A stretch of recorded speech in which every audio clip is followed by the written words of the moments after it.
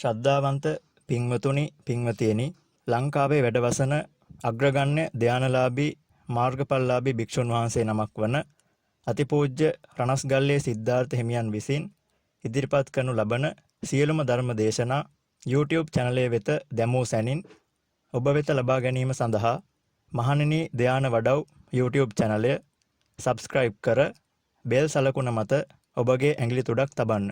තෙරුවන් සරණයි. සමන්ත චක්කවාලේසු අත්‍රා ගච්ඡන්තු දේවතා සද්ධම්මං මුනි රාජස්ස සුනන්තු සග්ග මොක්ඛදං ධම්මස්සවන කාලෝ අයං බදන්තා ධම්මස්සවන කාලෝ අයං බදන්තා ධම්මස්සවන කාලෝ අයං බදන්තා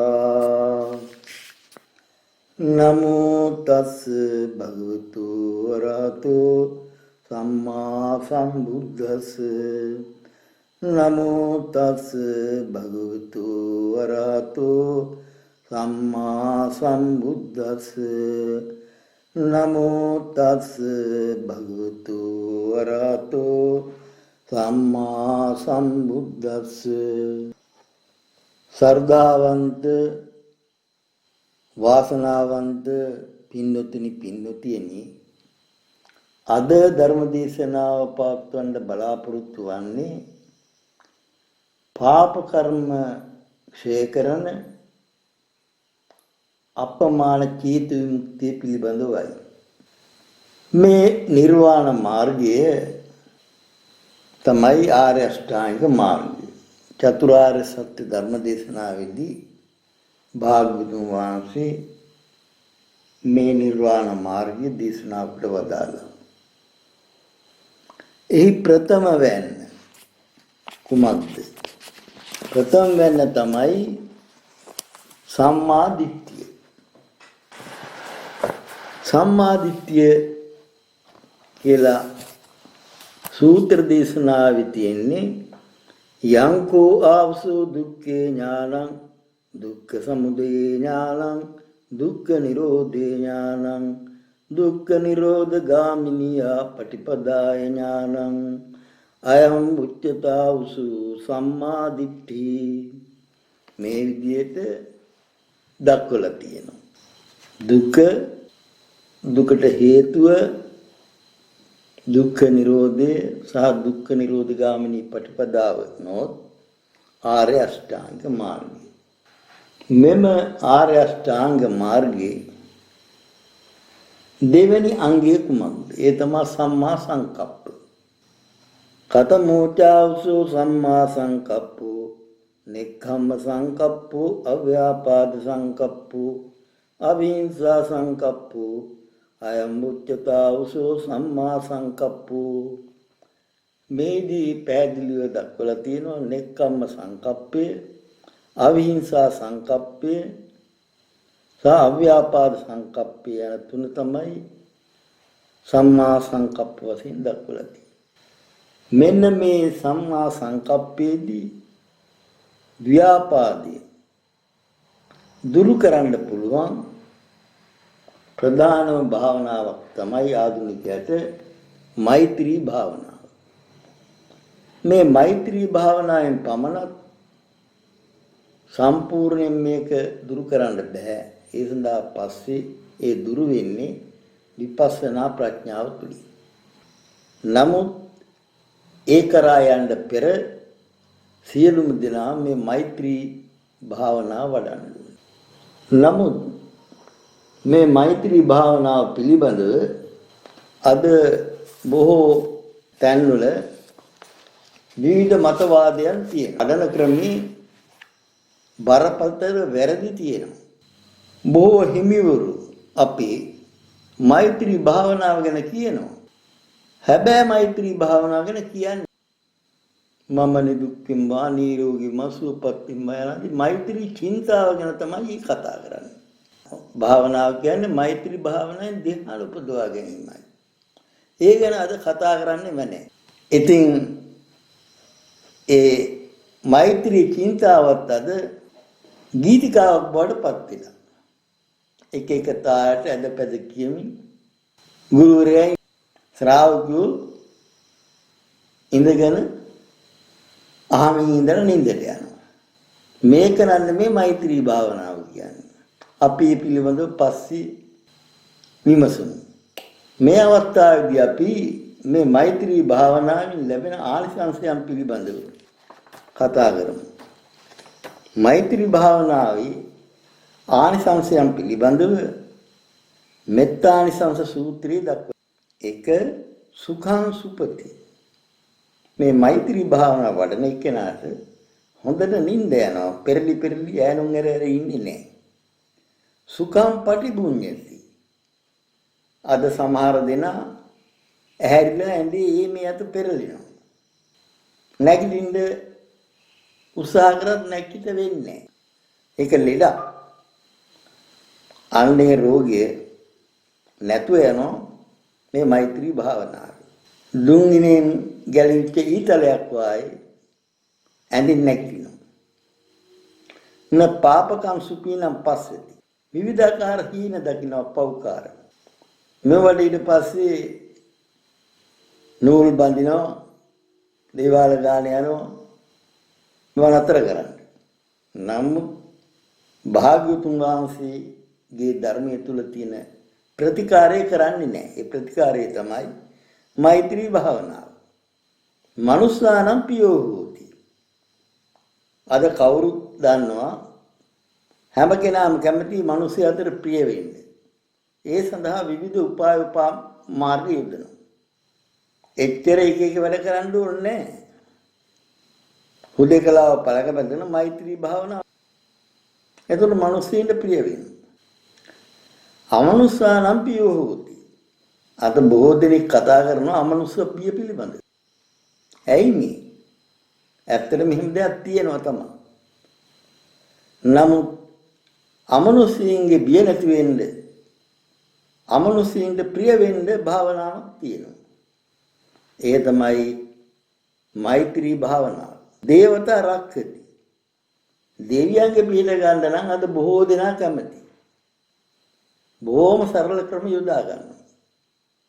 බොහෝ විට බෞද්ධ නොවන ආගමික ස්ථාන වලට යනවා.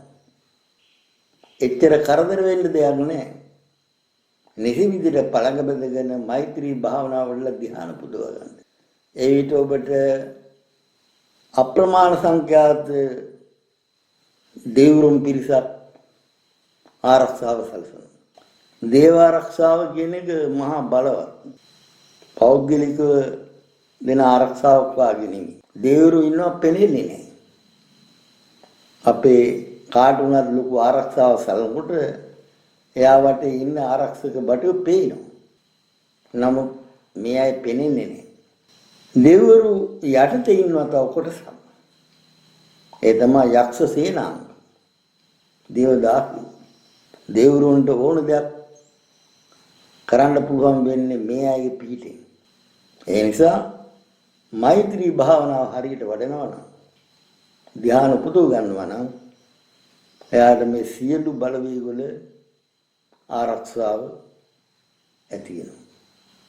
නාස අග්ගීවා විසම්වා සත්තම්වා කමති. ඔය වසවිස ගිනි ආදීන් හතරයක් වෙන්නේ නැහැ. ඒ වගේම මෛත්‍රී භාවනාව වඩන කෙනාගේ හිත ඉක්මනින් සමාධියටපත් වෙනවා. තුවටන් චිත්තං සමාධියති. මුඛවන්නෝ විප්පසීදති.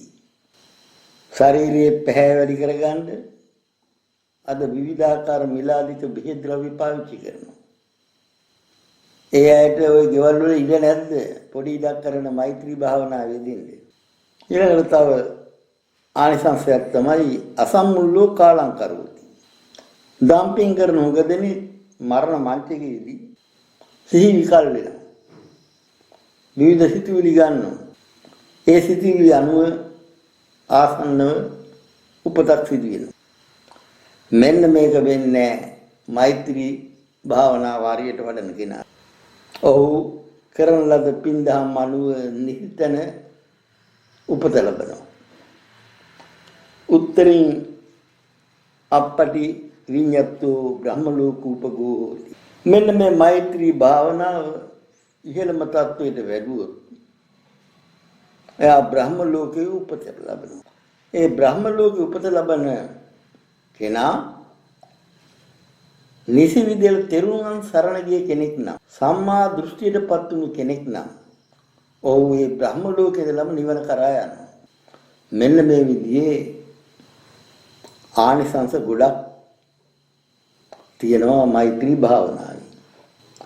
දැන් අපි බලමු මෛත්‍රී භාවනාව කියලා හොයාගන්න බැරි තරමට සංකීර්ණ වෙලා තියෙන මේ භාවනා ක්‍රමයේ නිසි මාර්ගය හඳුනාගන්නේ කොහොමද කියලා. අපි පළවෙනි සලකලා බලමු මෛත්‍රී චින්තාව. මේක වැරදි නෑ. මේක කවුරුවත් කියන එක ඒ ශබ්ද රසයට ඇලිලා අහගෙන ඉන්න ඕනේ. මේක තමන්මයි කියවන්න ඕනේ, ඒ ගැන හිතන්න ඕනේ. මේක ගැන හිතන්න ඔය තම තමන්ගේ ශ්‍රාවක සන්නිපාතයේ ප්‍රදර්ශනය කරන්න හදන ගුරුවරු පස්සේ යන්න ඕනේ නෑ. තමන්ගේ ගෙදර එහෙම නැත්නම් තමන්ගේ පන්සලේ එහෙම නැත්නම් විවේක ස්ථානයක ඉඳගෙන මේ මෛත්‍රී චින්තාව වඩන්න පුළුවන්. ඔය ප්‍රධාන ආගමික ස්ථාන වලට ගිහිල්ලා එතන ප්‍රදර්ශනයක් කරන්න. කාර්දික වුමන ඔය ගුරුවරයාට මට මෙච්චර පිරිසක් ඉන්නවා කියලා පෙන්නන්න. එයා යන අයට මොකද්ද තියෙන්නේ? සෙනග ගොඩේ ඉඳ තියෙන ආසාව. ඉන්න මෛත්‍රී චින්තාව වඩනකොට හුදකලා තැනක තමන්ගේ නිවසෝ ඒ ආසන්න තැනක ඉඳගෙන මේ මෛත්‍රී චින්තාව වඩන්න. කවුරුවත් කියන දේ අහලා සබ්බ රසයට ඇවිල්ලා මර්ධහනේ නිදා ගන්න යන්න එපා. ඊළඟට ඒක තමයි මෛත්‍රී ධ්‍යාන. මේ මෛත්‍රී ධ්‍යාන වලින් තමයි උපරිම ආනිසංස තමන්ට ලැබෙන්නේ. නමුත් අද බොහෝ දෙනා තුල තියෙන තීන මිද්දේ කම්මැලිකම හින්දා මේ ලබා ගන්න නැතුව වෙන වැඩ කරනවා. මෛත්‍රී ධ්‍යානයටපත් වෙන්න නම් ඔබ නිසි විදිහට පළඟ බඳ ගන්න ඕනේ. එහෙම නැත්නම් සුදුසු ආසනයක ගුරු උපදේශය ඇතුව වාඩි වෙන්න ඕනේ. ඔය ශරීරයේ තුල තියෙන අපරිසිදුකම් ඉවත් කර ගන්න ඕනේ. සිරුර පාරිශුද්ධ කර ගන්න ක්‍රම දෙකක් තියෙනවා අපේ ශාසන ප්‍රතිපදාවේ. එකක් තමයි নমස්කාර කිරීම. ඒ තුලින් ආයු වර්ණ සැප බල ලැබෙනවා කියලා භාග්‍යවතුන් වහන්සේ දේශනා කරලා තියෙනවා. ඒකේ තේරුම තමයි කිරි තේරුම ඔහුගේ සිත කය දෙකම පාරිශුද්ධ බවට පත් වෙනවා. එවැනි පාරිශුද්ධ වූ සිතක් කයක් නැතුව කිසි කෙනෙකුට ධානයන්ටපත් වෙන්න බෑ. ඊළඟට සිත කය පාරිශුද්ධ කරන අනිත් ක්‍රමය තමයි සජ්ජායන. ඒ නිර්වාණ මාර්ගයක්මයි භාගතුන් වහන්සේ දේශනා කරලා තියෙනවා. මේ සජ්ජායනය කළ යුත්තේ කෙටි සුවරෙන්. ඇදලා පැදලා නෙමෙයි. කය ඍජුව තියාගෙන ඉඳ ගන්න ඕනේ. හෙල්ලෙන්නේ නැතුව ඉඳගෙන සජ්ජායනය කරන්න ඕනේ. පුළුවන් අය පළක බැඳගෙන වාඩි වෙනවා. ටිකක් වියපත් අයට අපහසු නම් කුඩා අඟල් 10ක් පමණ ස්ටූල් එකක් උඩ නිසි විදිහට වාඩි වෙලා දෝත් ඥාන මුද්‍රාවෙන් ධනහිස් මත තබාගෙන ඇඟ නොසුල්ලා අඩුම වශයෙන් පැය භාගයකට වත් සම්පූර්ණ වෙනකම් සජ්ජායනය කරන්න. ඒ සජ්ජායනය කරන විවිධ වචන ගන්න පුළුවන්. මෛත්‍රී භාවනාවේ තියෙන යම් දීම ගන්නත් පුළුවන්. එහෙම කරයින් පස්සේ තමන්ට පුළුවන් වෙනවා ධානයකටපත් වෙන්න. නමුත් ඒ සඳහා අනිවාර්යයෙන් තියෙන්න ඕන කාරණයක්. ඒ තමයි ධ්‍යාන වඩපු කල්යාණ මිත්‍රයෙක් ඉන්න ඕනේ කියලා. එහෙම කෙනෙක් නැතුවම තමන්ට තනියම ධ්‍යානෙ වඩන්න පුළුවන් බොහොම අමාරුයි. සංසාරික පිනක් තියෙන කෙනෙකුට නම් පුළුවන්. නමුත් ගුරු ඇසුර ඉඳගෙන තමයි ධ්‍යාන වඩන්න පහසු. ඒ ගුරු ඇසුර කියන්නේ නිකම්ම භික්ෂුන් වහන්සේ නමක් නෙවෙයි. ධ්‍යාන විමෝක්ෂ ලැබපු මාර්ගඵලලාභී අෂ්ටපා පුරුෂයන්ගෙන් එක්කෙනෙක් වෙන්න ඕනේ. චත්තාරි පුරුෂ යුගානි අටපිරිස පුද්ගලෝ වශයෙන් තමයි සංඝ රත්නය හඳුන්වලා තියෙන්නේ. ආන් එවැනි කෙනෙක් ඉන්න ඕනේ. එවැනි අය විරලයි. නමුත් උත්සාහ කරොත් ඔබට හොයාගන්න පුළුවන්.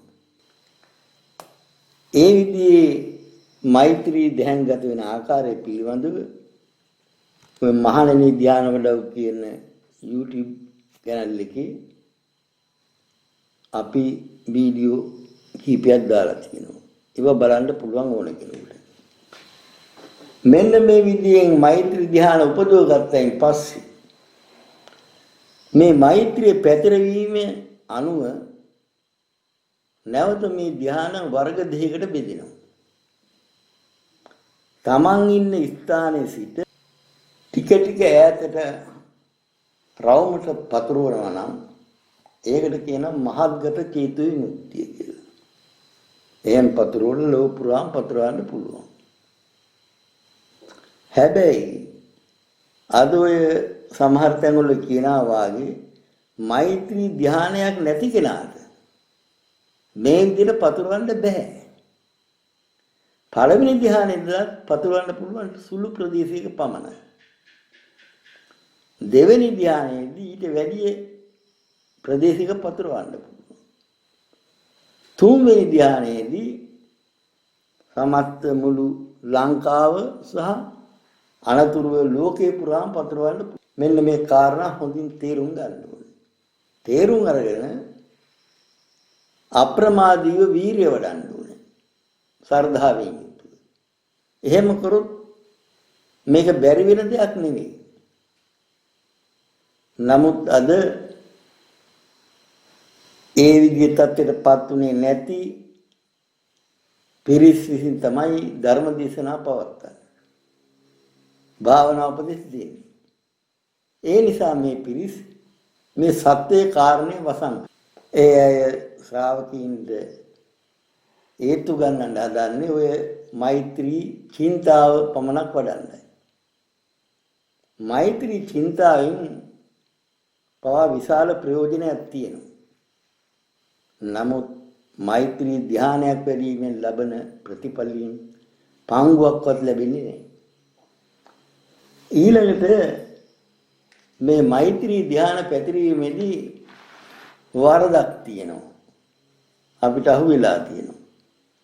ඔන්න කුරුණෑගල ඉන්න කෙනා කුරුණෑගල නගරයේ ඉස්සරලා මෛත්‍රී ධ්‍යාන පතුරවනවා. ඊට පස්සේ එතනින් කිලෝමීටර් 5කට එහා ඉඳලා පතුරවනවා. ඊට පස්සේ 10කට එහා ඉඳලා රවුම. එහෙම යනවා. ඒක වැරදි. ටික ටික ඈතට යනකොට තමන් ඉන්න තැන ඉඳලම තමන්ගේ හදවතේ ඉඳලම යන්න අරින්න ඕන මෛත්‍රිය. මුළු ලංකාව පුරා මෛත්‍රී මහත්ගතව පතුරවනවා නම් තමන් ළඟ ඉඳලම තම හදවතේ ඉඳලම මුළු ලංකාවටම පතුරවන්න. ඒකයි නිවැරදි ක්‍රමය.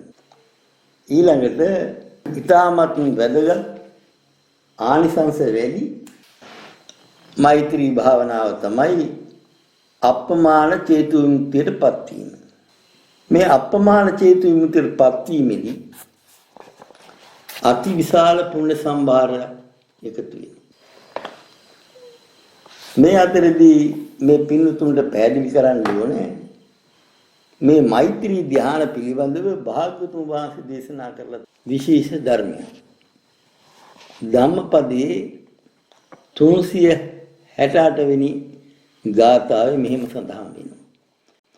මෙත්තා විහාරියෝ බික්ඛු ප්‍රසන්නෝ බුද්ධ ශාසනේ අධිගච්ඡේ පදං සන්තං සංකාරූප සමං සුඛං. මේ තේරුම තමයි මෛත්‍රී භාවනාවේදී එම ධ්‍යාන උපදවාගෙන විසෙන යම් භික්ෂුවක් බුදු සසුනේ අචල ශ්‍රද්ධාවෙන් යුතුව පැහැදුනේ නම් සංස්කාරයන්ගේ සංසිඳීමයි කියන ලද සැප වූ සාන්ත පදේ නම් වූ නිර්වාණය ලබන්නේය. එමනම් පින්වතුනි ගිහි ජීවිතයේ ඉන්න අයට ගැඹුරින් විදර්ශනාව වඩන්න අපහසුකම් තියෙනවා තමයි. විවිධාකාර බැඳීම් හින්දා. භික්ෂුවකට වාගේ පහසු නැහැ. මේ ගිහි ශ්‍රාවක ශ්‍රාවිකාවන් පුළුවන් තරම් උත්සාහ කරන්න ඕනේ. තමා ධානයක් ලබා ගත්තයින් පස්සේ ඒක වඩාත් පුළුල් බවට පත් කරගෙන දිගටම වඩමින් අපමාන චේතු විමුක්තියටපත් වෙන්න. එලෙසපත් වුණු ශ්‍රාවකයා නියම කරා පහසුවෙන් යනවා කියන එක භාගතුන් වහන්සේ දේශනා කොට වදාළා.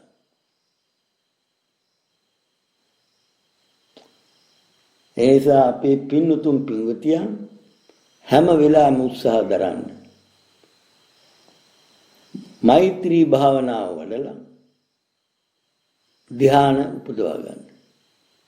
ඒ ධ්‍යාන උපදවා ගත්තයින් පස්සේ ඒව තුන්වෙනි ධ්‍යාන දක්වා ඊතා සාන්තව ඉහළට ගන්න.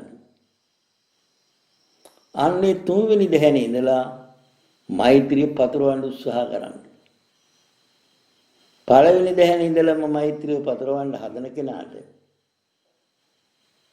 සමහර වෙලාවට ඉහළ ධ්‍යානට යන්න අපහසු වෙන්නත් පුළුවන්. සියලු දෙනාට මේක වායේ නැහැ. ඒ නිසා හොඳම වැඩේ තමයි තුන්වෙනි ධ්‍යානෙ දක්වා මෛත්‍රී ධ්‍යානෙ ඉහළට අරගෙන ඊට පස්සේ පතරවන්න උත්සාහ කරන එක.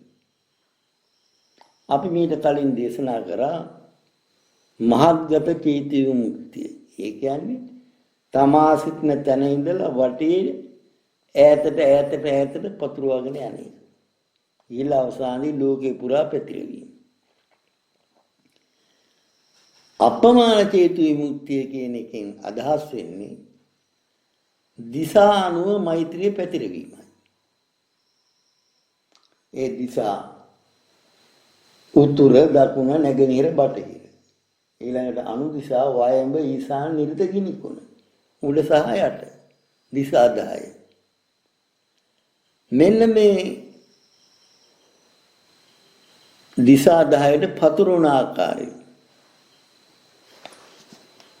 ඔබ පළවෙනි ධ්‍යානෙන් පස්සේ දෙවෙනි තුන්වෙනි ධ්‍යාන වලට පත් වෙන අවස්ථාවේදී උතුරු දිශාවට මෙත් වඩමින් ඒක ධ්‍යානයේ ඉහළට ගන්න. නමුත් අනන්තය දක්වා මෙත් වඩන්න යන්න එපා අවසන් වෙනකම්. තුන්වෙනි ධ්‍යානට ආවට පස්සේ උතුරු දිශාවේ අනන්තය දක්වා සිටිනා වූ සියලු සත්වයෝ සුවපත් වේවා කියන හිතවිලි මාත්‍රයක් ගන්න. එච්චරයි. එතකොට ඔබට තේරෙනවා මේ උතුරු දිශාවට හැරිලා කිසියම් ශක්තියක් යනවා. එන්නේ ඒක වැඩි වෙනවා. හොඳින් භාවනා වැඩෙනකොට උතුරු දිශාව මීදුමකින් වෙහිලා යනවා පේන්නේ තියෙනවා. අන්නේ ධ්‍යානයේ මිනිත්තු 5ක් විතර ඉන්නවා. ඉඳලා ඔබ අදිෂ්ඨාන කරන්න ඕනේ මේ ධ්‍යානෙ මම බසිමි කියලා. ඒකලම තමන් අදිෂ්ඨාන කරන්න ඕනේ දකුණු දිශාවට මෙත් වඩමු කියලා. එතකොට තමන්ට මොහොතකින් තීරණා උතුරට හැරිලා ගියේ ශක්තිය පසුපසට හැරිලා ගමන් කරනවා. ඒ ආරම්භයේදීම අනන්තය දක්වා කියන්නේ යන්න එපා පුදුරවන්න. හොඳට දකුණු දිශාවට මේ ධ්‍යාන ශක්තිය හැරුණායින් පස්සේ දකුණු දිශාවේ අනන්තය දක්වා සිටින සියලු සත්වයෝ සුවපත් වේවා කියන එක කියන්නේ නැතුව ශබ්දංගාවත් තොල් සොලවමින් කියන්නේ නැතුව හිතවිලි මාත්‍රයක් ගන්න. එච්චරයි. ඊට පස්සේ ඒකේ දිශාවට යනවා ධ්‍යාන ශක්තිය. මෙන්න මේ වෙලාවේදී ශ්වසන පද්ධතිය කිරීම හිත යමන්න යවුවොත් ඒක මෛත්‍රී භාවනාව වෙන්නේ නැහැ. ඒක ශ්වසන පද්ධතිය ඉබේ ආස්වාද ප්‍රාස්වාද සිද්ධ වෙයි. ඒ ගැන හිතන්න එපා. ඒ හේතුව තමන් පතුරවන්නේ දකුණු දිශාවට නම් දකුණු දිශාවේ සියලු සත්වෝ කිය වචනෙන් කියන්න එපා, ඇතුළතින් කියන්න එපා. හිතවිලි මාත්‍රයක් පමණ තියාගෙන ඉන්න. මිනිත්තු 5ක් විතර ඒ අර්පණාවේ හිටියයින් පස්සේ ධානයේ හිටියයින් පස්සේ මේ ධානයෙන් බසිමි කියලා අධිෂ්ඨාන කරන්න. ඊට පස්සේ තමන්ට තේරෙනවා මේ ධාන ශක්තිය බැහැගෙන එනවා. ඒකලම නැගෙනහිර දිශාවට පතුරවන්න ආරම්භ කරන්න. එතකොට නැගෙනහිර දිශාව පැත්තට ධාන ශක්තිය යනවා තේරෙනවා තමයි. සිරසින්. ඒකෙත් මිනිත්තු 5ක් හිටියයින් පස්සේ මේ ධානයෙන් බසිමි කියලා බටහිර දිශාවට පතුරවන්න. ඒ විදිහට මේ හතර දිශාවට මෛත්‍රිය පැතුරුවෙන් පස්සේ වයඹ ඊසාන නිරිත ගිනිකොන යන දිශාවට පතුරවන්න. අර කලින් කියපු ආකාරයට. එහෙම පැතුරුවෙන් පස්සේ පාදතලයෙන් යට අනන්තය දක්වා සිටිනා වූ සියලු සත්වයන් සුවපත් වේවා කියලා යට දිශාවට මෙත් වඩන්න. ඒකෙත් මිනිත්තු 5ක් තියන් පස්සේ ඒ ධානයෙන් නැගිටලා අදිෂ්ඨාන කරලා කේස මස්තකයෙන් උඩ අනන්තය දක්වා වූ සියලු සත්වයන් සුවපත් වේවා කියලා ධ්‍යානටපත් වෙන්න. මේම මිනිත්තු 5ක් ඉඳ කියවි ඇයි? මේදී අර්පණා 10ක් ගන්න ඕනේ. එක අර්පණාවට මිනිත්තු 5 ගන්න ගියොත් අර්පණා 10ට මිනිත්තු 50ක් වෙනවා. ආරම්භයත් එක්කලා පැයක පමණ භාවනාව. ඉතින් එක් එක්කෙනාගේ කායික මානසික ශක්තිය අනුවයි තීරණය කරන්න ඕනේ. වියපත් අයට වැඩි වෙලා ඉන්න අමාරුයි. එයා මිනිත්තු 3ක් හිටියත් ඇති. තරුණ ජවබල සම්පන්න අයට මිනිත්තු 10ක් පමණ කාලයක් ඉන්නත් පුළුවන්. එතකොට දස දිශාවට පතරවන්න මිනිත්තු 100ක් පමණ කාලයක් ගත වෙනවා. ඒ අනුව තමන්ගේ වයස කායික තත්වයන් අනුව ඒ කාල වේලාව තීරණය කරගන්න ඕනේ. මෙන්න මේ විදිහේ අපමාන චේතු විමුක්තියටපත් වීම තමයි ප්‍රධාන වශයෙන්ම පාප කර්ම ඡේ කරන භාවනාව. මේ පිළිබඳව දක්වලා තියෙනවා භාග්‍යවතුන් වහන්සේ ලෝණපල සූත්‍රයේදී. භාග්‍යවතුන් වහන්සේ කුඩා ලුණු කැටයක් අරගෙන කුඩා බඳුනට දැම්මා. භික්ෂුන්ගෙන් ඇහුවා මේ කුඩා බඳුනේ වතුරට මොකද වෙන්නේ කියලා. භික්ෂුන් වහන්සේලා පිළිතුරු දුන්නා භාග්‍යවතුන් වහන්සේ කුඩා බඳුනේ දිය ලුණු රහ ගන්නවා කියලා. ඊට පස්සේ භාග්‍යවතුන් වහන්සේ මේ භික්ෂුන් අමතලා දේශනා කරා මහණෙනි මේ කුඩා ලුණු කැටය අර පේන මහා ගංගානම් නදියට ගම්ම මොකද වෙන්නේ කියලා. එවිට භික්ෂුන් වහන්සේලා පිළිවෙදන් දුන්නා භාග්‍යවතුන් වහන්සේ ගංගානම් ගගේ එන මහා දිය ධාරාවට මේ ලුණේ කැටි වැටුණා කියලා ඒ දිය ධාරාවේ කිසිම වෙනසක් වෙන්නේ නැහැ ලුණු රසක් එන්නේ නැහැ කියලා. අන්නේ අවස්ථාවේදී භාග්‍යවතුන් වහන්සේ දේශනා කරා මේ ගංගානන් නදියේන මහා දියකඳ වාගේ තමයි අපමාන චේතු විමුක්තිය ලැබෙන පුණ්‍ය සම්භාර ධර්මයි. එවැනි පිනක් තුල ඔබ කරලා තියෙන පාප කර්ම ෂේ වෙලා යනවා කියලා. එහෙමනම් පින්නතුනි පාප කර්ම ෂේ කරන්න තියෙන භාවනාව ප්‍රධාන භාවනාව තමයි මේ අපමාන චේතු විමුක්තියටපත් වීම. ඊළඟට අද අපේ රටේ හුඟ දෙනෙක් කියනවා අපිට මේ මාර්ගය යන්න විවිධ බාධා ඇති වෙනවා. පෙරපින් නැතුව ඇති කියලා කියනවා. සමහර වෙලාවට ඒක ඇත්ත වෙන්න පුළුවන්. බලවත් පාප කර්ම තියෙනවා නම් ඒ ඇයට මේ භවෙදී ධ්‍යාන විමුක්ෂ මාර්ගඵල ආදී ලබා ගන්න යම් යම් බාධා ඇති වෙනවා. එවැනි බාධා ඇති වෙන පින්වතුන් ඉස්සරලා වඩන්න ඕන විදර්ශනාව නෙවෙයි. මෙන්න මේ මෛත්‍රී භාවනාව වඩලා අපමාන චේතු විමුක්තියටපත් වෙන්න උත්සාහ කරන්න. ඒකටපත් වෙන්න උත්සාහ කරද්දී දෙවිවරුන්ගේ ආශිර්වාදයක් ලැබෙනවා. නොඅඩුවම ලැබෙනවා. අන්නේ අපමාන මෛත්‍රී චේතු විමුක්තියටපත් උනයින් පස්සේ ඔබේ පැරණි පාප කර්ම බොහොමයක් ක්ෂය වෙලා යනවා. එතනින් පස්සේ ඔබට නිර්වාණ මාර්ගයේ ඉතුරු හරිය යන්න තියෙන බාධක ඉවත් වෙනවා. ඒක මෛත්‍රී භාවනාවෙන් තියෙන විශාල ආනිසංසයක්.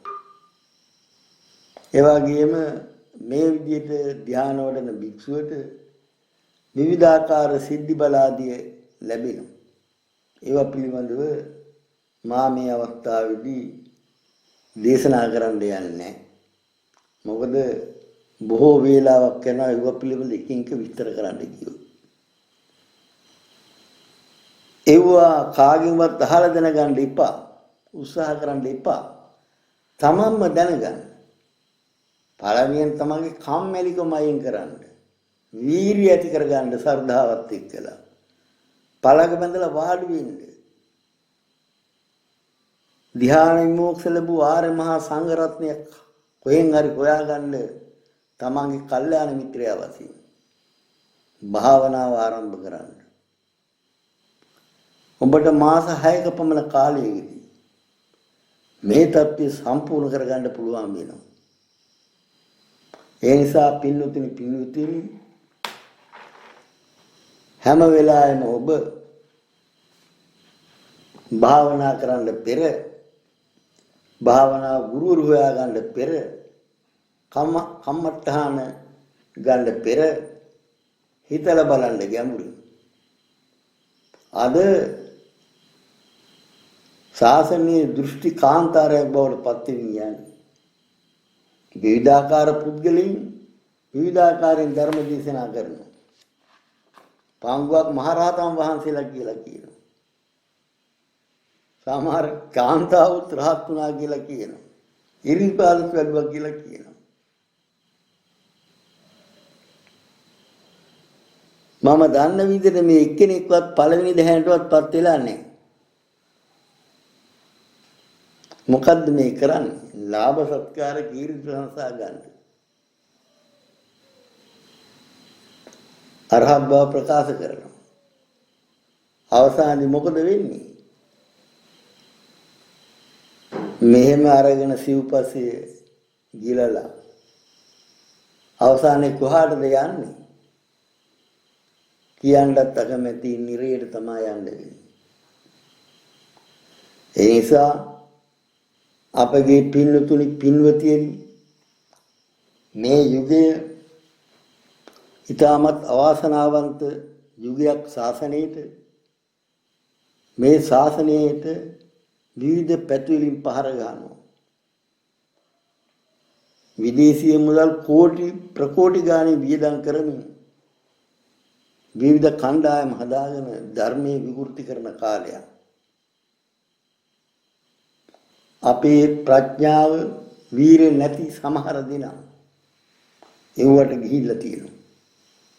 නමුත් වැඩි පිරිසක් බෞද්ධයෝ ඒවට යන්නේ. නමුත් ඒ අය වැරදි භාවනා ව්‍යාපාර වලට යනවා. වැරදි කල්යාණ මිත්‍රෝ හොයාගන්නවා. ඒ වයින් ප්‍රතිඵලයක් ලබා ගන්න බැරුව යනවා එවැනි අයට. ඒ නිසා වාසනාවන්ත පින්වතුනි නිසි භාවනා ගුරුවරේ චත්තාරි පුරුෂ යුගානි අටපුරුෂ පුද්ගලා වශයෙන් දක්වලා ඇති ආර්ය මහා සංඝ රත්නයේ තුලින්ම හොයාගන්න. ධ්‍යාන වඩන ඒ වඩපු සංඝ රත්නයට පුළුවන් පහසුවෙන් ඔබ ඉහළට ඔසවා තබන්න. එවැනි භික්ෂුවක් ළඟ ඉඳගෙන භාවනා කරද්දී નિરાයාසයෙන්ම ඔබේ චිත්තය ඒකාග්‍ර වෙනවා. එවැනි භික්ෂුවකට පුළුවන් ඔබ නිවසේ ඉඳගෙන භාවනා කරද්දී ඔබට විස්මිත ධ්‍යාන ශක්තිය යවලා ඔබට උදව් කරන්න. ඒදී ඔබට මුලින් පළඟ බැඳ ගන්න ඉගෙන ඒ සඳහා নমස්කාර කරන පුහුණු වෙන්න. ඒක භාග්‍යවතුන් වහන්සේ අනුදැන වදාළා වූ ක්‍රමයක්. ඒ වගේම සත්‍යයනය කරන්න චිත්ත පාරිශුද්ධතාවය සඳහා. ඒවා බාහිරාංග. නමුත් මේ බාහිරාංග නැතුව මේකල භාවනාව ජය ගන්න බෑ. මොකද දූෂණීය වෙච්ච පරිසරේ විෂ සහිත ආහාර අනික මා දුබල සංස්කෘතියක ජීවත් වීම ආචාර සමාචාර නිසි විදියට නැති සමාජික ජීවත් වීම නිසා වැරදි ඇඳුම් පැළඳුම් නිසා ඔබේ කායික මානසික පාරිශුද්ධතාවය පිරිහිලා තියෙනවා. ඒ පිරිහිච්ච තත්ත්වයේ තුලම භාවනාවට යන්න බෑ. ඒ සඳහා පෙර සූදානමක් වශයෙන් අප විසින් ඉදිරිපත් කරලා තියෙන নমස්කාර සහ සජ්ජායන ක්‍රියා ටික කාලයක් අනුමතනය කරන්න. පළඟ බඳ ගන්න පුහුණු වෙන්න. නමුත් එහෙම පුහුණු වෙන්න බැරි වියපත් ශ්‍රාවකයෝ ඉන්නවනම් අඟල් 10ක් පමණ උස ස්ටූල් එක උඩ ඉඳගෙන දනිස් දෙපසට පළඟ බඳලා ඉන්නවා වගේ විහිදුවලා වලලු කරෙන් කකුල් එකතු කරලා හරහා වැටෙන්න තියලා පිටකුණ්ඩ ඍජුව තියාගෙන දෝත් ඥාන මුද්‍රාවෙන් දනිස් මත තබාගෙන භාවනා කරන්න. වියපත් අයට ඉහළ ධ්‍යාන වඩලා දැන් කාලයක් නැහැ වදිනු කරන්න. ඒගොල්ලට ධ්‍යානයකට පත් වෙන්නත් පුළුවන් අවස්ථා අපි දැකලා තියෙනවා. වියපත් අයට අවුරුදු 60 65 අයට. නමුත් ඒගොල්ලන්ට පුළුවන් විදිහකින් මේ මෛත්‍රී භාවනාව වඩන්න. ඒ සඳහා එක තැන්වල අලංකාර විදිහට කියනෙව ඇහුවෙන් පස්සේ ඒක වඩන්න බෑ. තමන් ගුරු උපදේශ සහිතව තමන්ගේ නිවසෝ වෙනසුසු තැනක හුදකලාව ඉඳගෙන මේ භාවනාව වඩන්න. ඒ විශාල ඔබට ආනිසංසයක් ලැබෙනවා. මේ විදියෙන් මෛත්‍රී භාවනාව වඩන අයගෙන් ධ්‍යානයටපත් වූ අයට මාර්ගඵල කරා යන්න ඉතා පහසුයි. ඒ නිසා පින්වතුනි නිසි විදියට මේ මෛත්‍රී භාවනාව පුහුණු වෙන්න. ඒ මෛත්‍රී භාවනාව වඩාන යද්දී ඔබ තිබුණා වූ යම් පාප කර්මයන් තියෙනවා නම් ඒව ශේ වෙනවා. දේව ආරක්ෂාව එන්න වැඩි වෙනවා. මිනිස්සු අතරත් ප්‍රිය වෙනවා. ඒ තුලින් ඔබ වඩාත් භාවනාවට නැඹුරු වෙනවා. ඒ විදිහට තමන් උත්සාහ දරන්න. ඊතා කලාතුරකින් මේ මිනිස් බව ලැබෙනවා. මිනිස් බව ලැබුණත් ධර්මයේ තියෙන දේශයක උපදින්න කලාතුරකින්. ඒ ධර්මයේ තියෙන දේශي ඉපදුනත් නිසි කල්යාණ මිත්‍රයන් ධර්මයේ ශ්‍රවණය කරන්න හම්බෙන්නේ කලාතුරකින්. ඒ නිසි කල්යාණ මිත්‍රයෙක් සේවනය කරන්න හම්බෙන්නේ කලාතුරකින්. ඔබ උත්සාහ දරලා වීරිය වඩලා මේ භාවනාව කරගෙන යනකොට ඔබට සුදුසු කල්යාණ මිත්‍රය අනිවාර්යෙන් හම්බ වෙනවා. මේ පමණකින් මේ දේශනාව සමාප්ත කරනවා. සියලු දෙනාටම තෙරුවන් සරණයි. එත්තාවතා චම්මේ සම්පදං පුඤ්ඤ සම්පදං සබ්බේ දේවා අනුමෝදන්තු සබ්බ සම්පatti සිද්ධියා සබ්බේ භූතා අනුමෝදන්තු සබ්බ සම්පatti සිද්ධියා සබ්බේ සත්තා අනුමෝදන්තු සබ්බ සම්පatti සිද්ධියා ආකාශට්ටාද බුම්මට්ටා දේවා නාග මහිද්దికා පුඤ්ඤන්තං අනුමෝදිත්වා චිරන් රක්ඛන්ති ලෝක සාසනං චිරන් රක්ඛන්තු දේශනං චිරන් රක්ඛන්තු මම් පරන්ති.